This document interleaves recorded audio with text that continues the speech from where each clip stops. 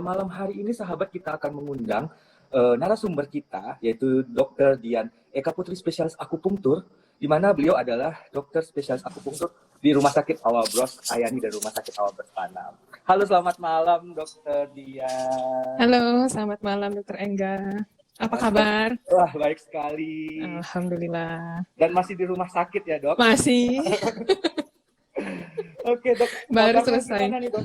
Sepertinya udah makan, udah sholat tentunya ya? Sholat udah. Makan yang belum, tapi nanti kayaknya ya. Setelah ini kita makan-makan. Iya. Baik sahabat, ini adalah Dr. Dian spesialis akupunktur. Jadi sahabat sekalian apabila ingin melakukan akupunktur itu bisa bertemu dengan beliau di Rumah Sakit Awal Bros Ayani ataupun Rumah Sakit Awal Bros Panam ya, Dok ya? Ya, betul sekali. Di Awal Bros aja. Di Awal Bros aja tentunya. Nah, malam ini kita akan membahas suatu yang masih berkaitan dengan akupunktur dan anak. Nah, ini dia, Dok, yang paling banyak ditanya oleh sahabat Halo Awal Bros.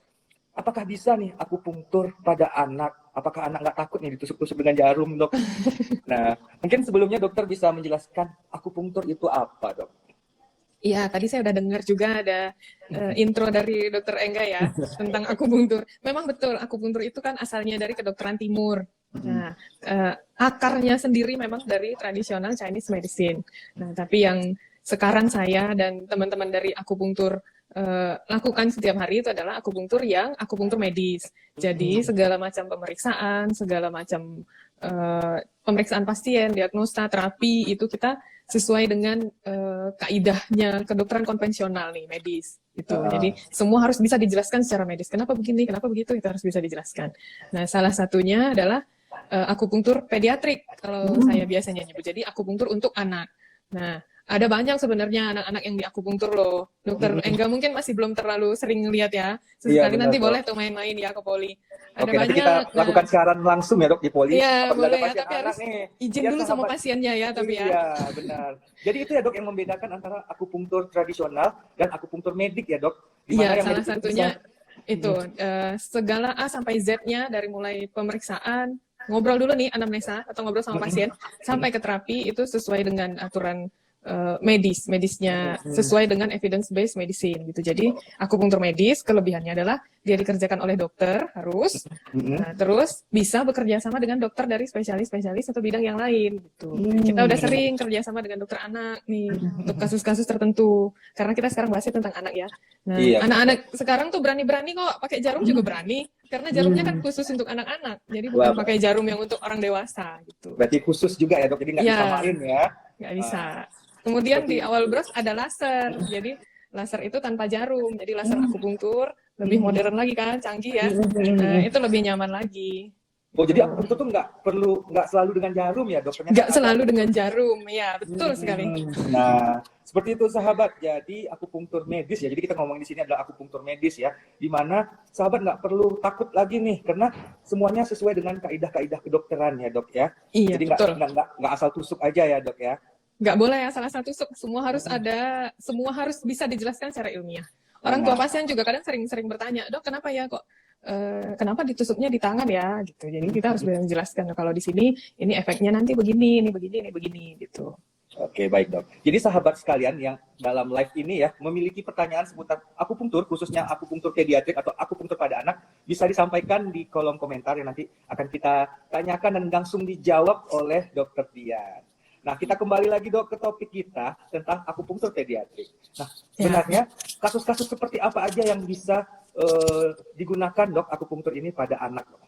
Nah, ada banyak kasus yang bisa diterapkan nih, bisa diterapi dengan akupunktur. Yang lebih penting lagi adalah karena ini kasus poin pentingnya itu karena ini kasusnya masalahnya ada pada anak-anak, jadi sebaiknya orang tuanya memang memeriksakan juga ke dokter anak gitu. Nah, nanti bisa berkolaborasi tuh nanti akupunktur sifatnya sebagai terapi penunjang, suportif untuk berbagai keluhan gitu. Misalnya kalau dari yang ringan nih ya kasusnya, misalnya anaknya nih secara grafik tumbuh kembangnya nih sehat, sesuai gitu. Tapi kok makannya kayaknya kurang banyak ya, makannya sedikit, kok anaknya malas makan biasanya gitu ya. Nah, jadi itu bisa tuh di akupunktur nanti gitu. Sebelumnya dipastikan dulu karena memang tidak ada penyakit pada yang membuat anaknya malas makan soalnya. Tidak ada nyeri, tidak ada tumor atau tidak ada infeksi yang bikin dia malas makan. Nah, nanti di akupunktur untuk menstimulasi nafsu makannya gitu. Nah, biasanya ada banyak sih yang ke saya juga nih sharing pengalaman ya beberapa.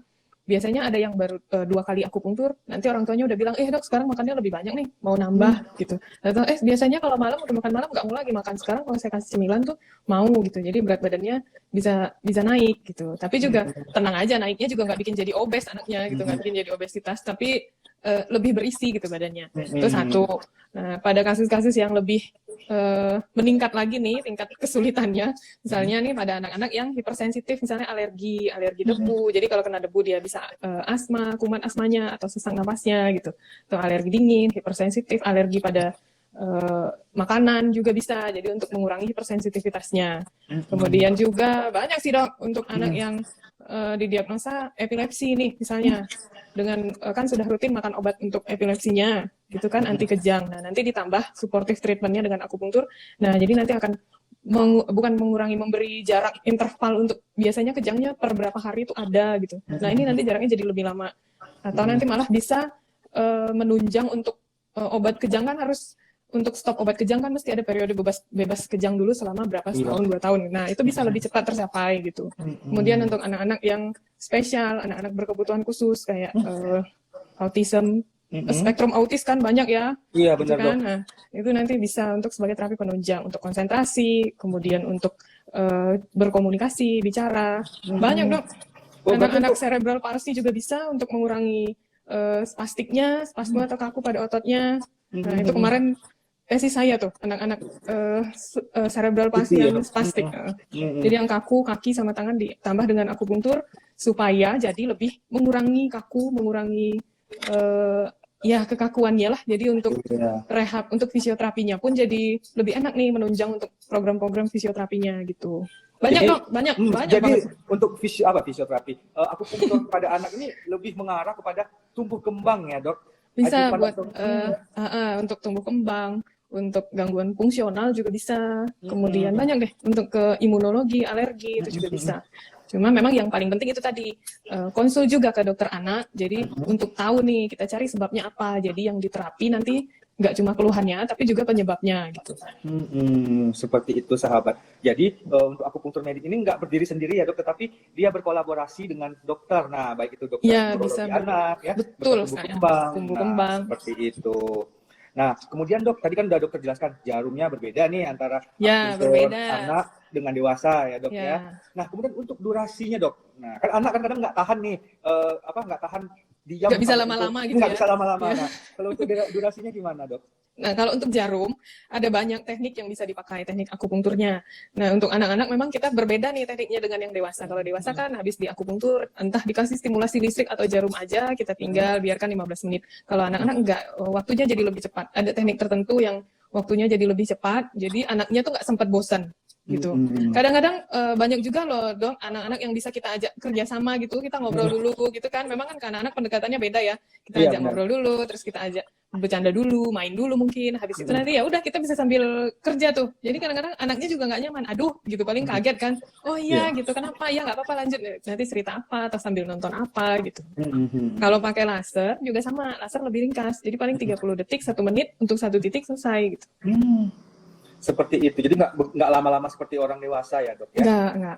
Apalagi kalau misalnya untuk anak yang hiperaktif nih, kan memang nggak bisa diem kan ya, kadang-kadang memang tuh satu ruangan tuh khusus untuk si anaknya aja nih, saya sama anaknya aja gitu. Nah, tapi ya cepat, bisa, nggak akan lama-lama dengan teknik, ada teknik-teknik khususnya, jadi bisa cepat gitu, anaknya juga nggak sampai bosan. Dari dokter Dian juga ya dok? Teknik dari dokter spesialis akupunktur ya, pasti semua pada punya tuh. Pada bisa. Biasanya mulai usia berapa dok bisa di akupunktur untuk anak-anak ini dok?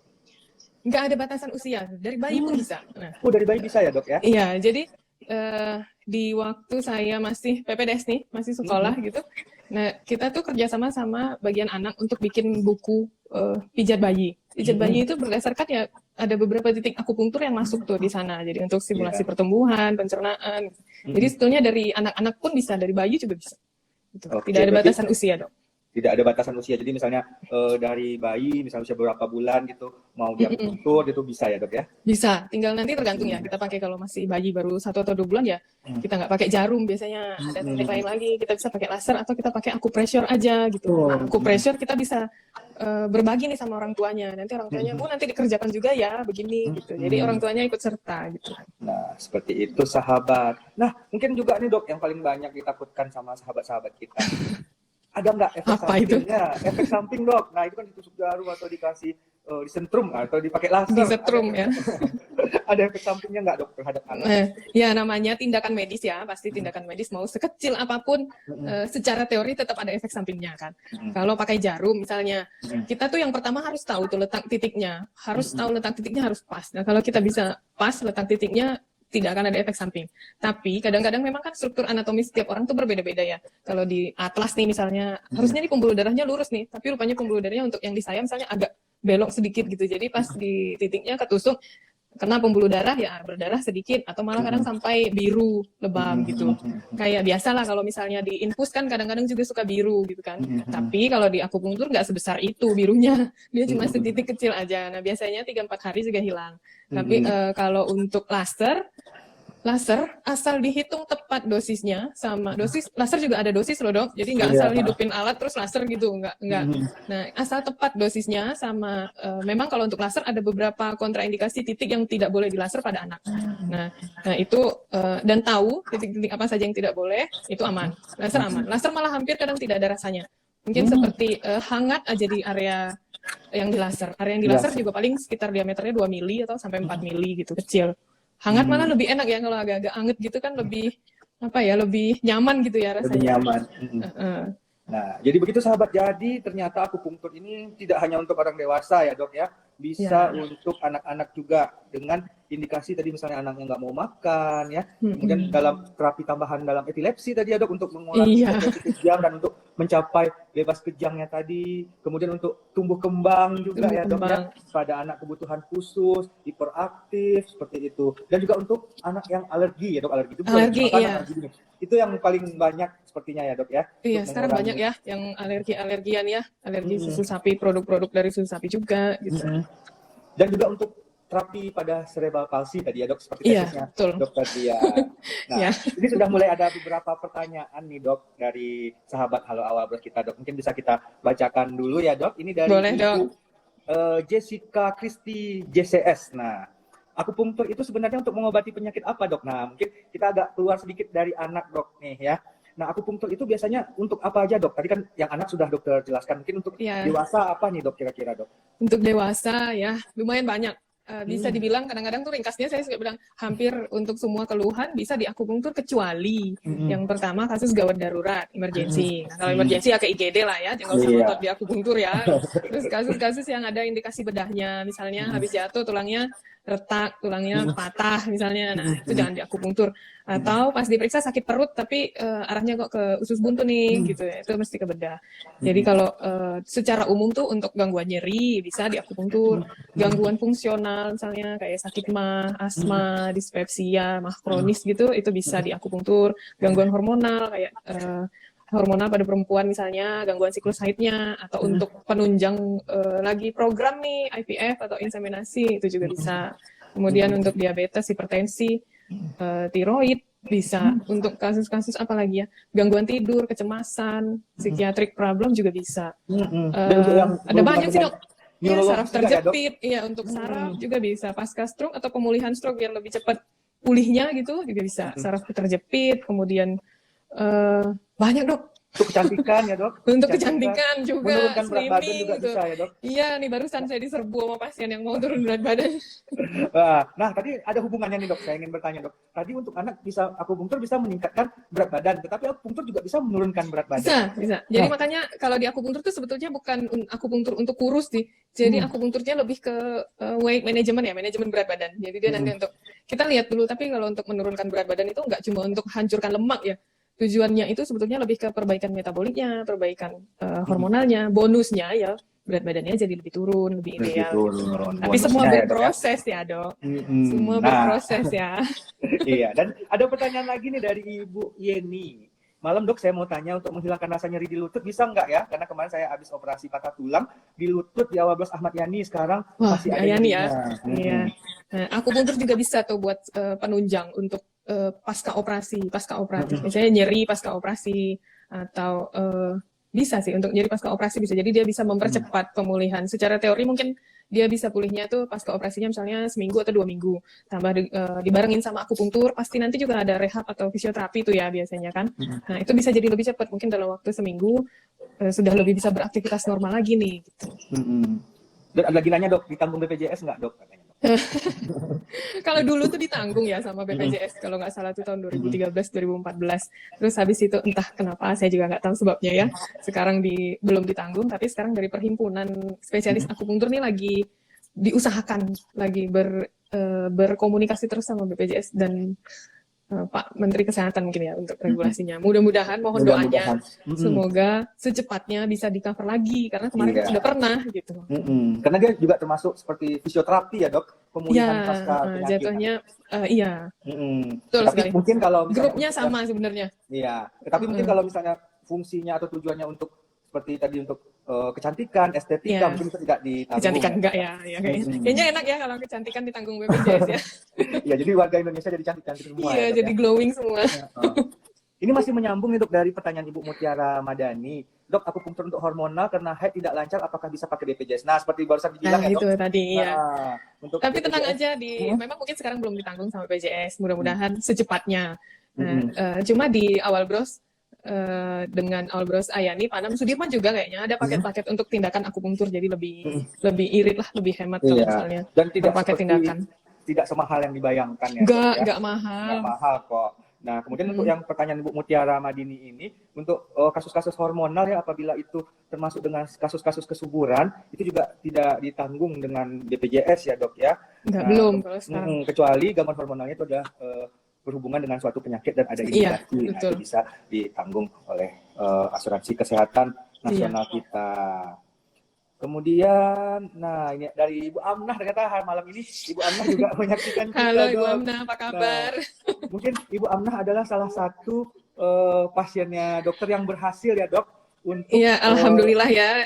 Kita undang aja nih sebagai testimoninya Ibu Amnah ya, yang sudah akupunktur juga dengan Dokter Dian dan berhasil. Halo Ibu. Halo Ibu. Dari Turki loh. Wow. Jauh live-nya. Jauh live-nya ya. Sehat-sehat Bu. Lagi makan kunefe. Wah. Makan aja walaupun udah akupunktur, makannya juga harus dijaga. Tapi makanan khas di Turki juga dicicip-cicip. Iya. Berarti oleh-olehnya kita tunggu nih. Oh ya pasti. Tetap bisa makan enak ya Bu, walaupun lagi tetap program bisa makan ya. enak, dikontrol, jangan terlalu banyak. Terus mungkin Bu Amnah, makanan Turki kan terkenal dengan manis-manis tuh. Iya. Manis nggak terlalu boleh ya, nggak terlalu boleh. Tapi ya dimakan juga. Nih mau habis. Oke Bu Amnah, mungkin Bu Amnah bisa ceritakan sedikit Bu pengalaman Ibu akupunktur dengan Dokter Dian, apakah sakit atau gimana Bu program akupunktur di awal tersebut? Langsung nih, ini dadakan semua nih ya. Ya, waktu pertama kali melakukan akupunktur untuk disuntik dengan jarum, itu kan luar biasa takutnya, serem. Yang kita pikirkan itu kan serem gitu, akan berhubungan dengan jarum yang akan ditusuk-tusuk di perut terutama. Nah, ternyata begitu dicoba dengan laser, di mix ya, laser dan akupunktur laser dan jarum, ternyata nggak terlalu yang sakit gitu, nggak seperti yang kita pikirkan. Nah, yang mengalahin itu semuanya ternyata keberhasilannya, jadi sakit kalah lah gitu loh. Yang penting kan berhasil, nggak terlalu gemuk. Nih jalan-jalan jadi enak. Kemarin kan habis umroh langkahnya 19.000 sampai 20.000. Nah sekarang di Turki walaupun tidak ada tawaf dan sa'i, saya lebih kurang 15.000 atau 16.000 per hari. Jadinya langkah kita jadi ringan, lebih enak karena berat badan yang cukup banyak gitu loh. Akibat akupunktur laser dan akupunktur jarum yang kita ikutin hampir rutin. Karena dokter menentukan nih dalam seminggu misalnya 1 kali kah atau 2 kali kah. Nah, kita harus tertib. Dari awalnya kita ini dulu, komit dulu. Tertibkan gitu loh. Kalau disuruh 1 kali datang 1 kali, disuruh 2 kali datang 2 kali gitu loh. Apapun kesibukan kita usahain, kita harus kurus nanti gitu. Itulah tipsnya. Niat yang penting harus ada juga ya Ibu ya. Nah, tapi jangan lupa Iya. olahraga. Iya, betul Mm-mm. sekali. Tetap Sama, kombinasi ya, tidak Mm-mm. mengharapkan hanya dari akupunkturnya saja. Makanya akupunktur ini juga berkolaborasi dengan dokter-dokter yang lain ya, Dokter Dian ya. iya, harus Iya. disiplin. Dan Ibu Amna salah satu yang sangat-sangat disiplin untuk datang ngikutin jadwal terapinya. Iya, Anak Ibu ikut walaupun Bu Amnah. Anak Ibu ikut akupunktur juga nggak Bu? di Semarang Hmm? kan ada Primaya. Nah, Hmm. apa namanya? Saya menganjurkan juga anak saya untuk ikut akupunktur dan fitness. Jadi, Oh, olahraga juga. walaupun, Ibu. nah, tapi dia kesulitan karena jadwal kuliah yang sangat padat. Dia ngambil 23 SKS, terus kemudian ditambah dengan dia ikut BEM, aktivitas BEM. Sibuk. Jadi aktivitasnya cukup padat, jadinya nggak terlalu yang nggak terlalu yang rutin. Tapi diharapkan memang dia terbantu dengan akupunktur, walaupun dia nge-gymnya agak repot karena harus di mall, terus dari Tembalang, dari kampusnya, dari rumah kosnya di Tembalang ke Pragon, ke mallnya cukup jauh. Jadi ya dia usahain yang ke Primayanya dulu, ke rumah sakit dulu untuk akupunktur. Gitu. Jadi akupunktur ini nggak usah ditakutkan ya, Dok, Ibu ya. Iya. Jadi manfaatnya sangat luar biasa, selain untuk dewasa tentunya untuk anak-anak seperti tema kita malam hari ini. Iya. Nah, jadi sekali. jangan takut ya untuk akupunktur, seperti Ibu Amnah tadi bilang nggak sakit ya Bu. Kita aja yang dewasa nggak sakit ya Bu ya. Iya, mulanya aja serem. Serem ya awalnya ya. Karena untuk akupunktur ini ada berbagai macam teknik ya, dan berbagai macam jarum. Ada jarum biasa, ada jarum painless-nya juga ya Dokter Dian, Iya, ya. betul. Sekarang kan sudah canggih ya. Sekarang sudah canggih, teknologi udah modern. Jadi akupunktur juga udah ikut modern sekarang. Iya. Terutama yang laser lah enak nggak sakit. Iya, benar. Iya, nah Dan lagi akupunktur, enaknya bisa tidur. eh, Beneran. Capek Bisa banget sampai kan? tertidur ya, Bu. Lumayan istirahat Seringnya sebentar bisa ya. tidur. Dokter dia ngobrol sendiri jadinya. oke, ini ada pertanyaan lagi. Oh, ini ada ya. calon Ada. pasien akupunktur ya. Iya. Pokoknya kalau akupunktur bisa temui Dokter Dian ya. Dokter Dian ada di Rumah Sakit Awal-Bros Ayani dan Rumah Sakit Awal-Bros Panam ya, Dok. Panam ya. Ini Jadwalnya masih di dokter- Panam nih. Oh iya, jadwalnya dokter hari apa aja nih, Dok, kalau boleh tahu? Kalau di Rumah Sakit Albros Ayani Senin sampai Sabtu dari pagi sampai sore. Kalau di Albros Panam Senin, Rabu, Jumat sore sampai malam. Baik. Nah, mungkin kami ucapkan terima kasih sama Ibu Amnah ya yang sudah membagikan Oke. pengalaman ya. Iya. Nah, membagikan pengalaman dan yang sekarang Jauh-jauh dari kemarin Turki. jauh-jauh dari Turki. Selamat liburan, Bu. Dinikmati Ya. liburannya. Ya, karena di sini masih siang, Dok. Iya. Iya. Jam 3. Jam 3 Oh. malam. Di sini sudah Selamat- malam udah. bisa, Iya. Bu. Selamat liburan, Bu. Dan diingat-ingat Iya. ya, Bu. Tidak berlebihan yang manis-manisnya. Tetap ya, udah kayak gini juga tetap masih pesan begitu ya. Baik, Dok, ini ada lagi yang Sukses untuk Dokter Engga, sukses Dokter Dian juga. Iya, terima kasih Ya, Bu Bu. Amnah. Terima kasih. Baik Dok, kita lanjut lagi nih yang ke anak. Tadi kan sudah kita review sedikit bahwasanya akupunktur ini bisa untuk dewasa, bisa untuk anak ya Dok. Nah, Iya, ini betul. mungkin ada beberapa yang bertanya juga Dok untuk masalah tumbuh kembang Dok. Nah, Ya. tumbuh kembang ini kan ada bermacam-macam Dok. Ada yang pertumbuhannya yang terganggu ya Dok, ada yang perkembangannya terganggu. Tadi mungkin yang sudah dokter sudah jelaskan yang perkembangannya ya, misalnya ada yang hiperaktif, ada yang autism, atau ada yang untuk sensitivitas dengan lingkungan. Nah, kalau misalnya untuk pertumbuhan sendiri Dok, itu yang bisa ditangani oleh akupunktur itu yang seperti apa Dok? Untuk pertumbuhan tadi yang seperti yang tumbuh kembang anak juga sebetulnya dia hampir akupunktur itu satu grup sama rehab medik. Nah, rehab medik kan ada fisioterapi anak, ada untuk terapi bicara kalau yang bicaranya masih space delay ya, yang masih terlambat gitu. Kemudian untuk motoriknya, support treatment untuk perkembangan motoriknya juga. Kemudian yang pertumbuhannya seperti kayak ya tadi itu mesti ke dokter anak dulu, dicek semua. Kalau semua tidak ada masalah, maksudnya tidak ada yang tadi ya infeksi, tumor atau apa gitu.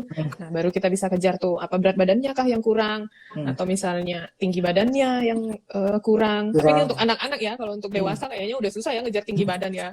Iya, benar-benar. Nah, berarti kalau untuk yang tadi misalnya berat badan kurang, berarti seperti program pemerintah ya yang tahun ini atau dari tahun kemarin, tapi mungkin lebih ditingkatkan lagi tahun ini untuk stunting, Pencegahan stunting ya. Nah, berarti bisa juga dengan akupunktur ya Dok ya? Bisa, salah satunya bisa. Jadi, tapi dia cara kerjanya tuh kompleks sebenarnya akupunkturnya. Jadi memang tidak hanya untuk habis di akupunktur ini nanti makannya banyak gitu kan. Nah, kita sasarannya memang ke sana yang terlihat, tapi sebetulnya yang perbaikannya, proses kerja akupunkturnya itu banyak. Jadi mulai dari tadi perbaikan fungsi sistem pencernaannya, terus nanti untuk keseimbangan tumbuh kembang hormonalnya untuk tumbuh kembang gitu. Tapi ya nggak cuma antara dokter sama anaknya aja, kita juga harus ajak kerja sama orang tuanya. Gitu. Orang tua yang sangat-sangat penting kan perannya di sana. Oke, nah kemudian dok, berapa kali sih sebenarnya akupunktur ini dilakukan pada anak-anak atau ada jangka waktu tertentu atau cukup sekali saja sudah bisa seperti itu? Nah, untuk frekuensi terapi nih ya. Ya.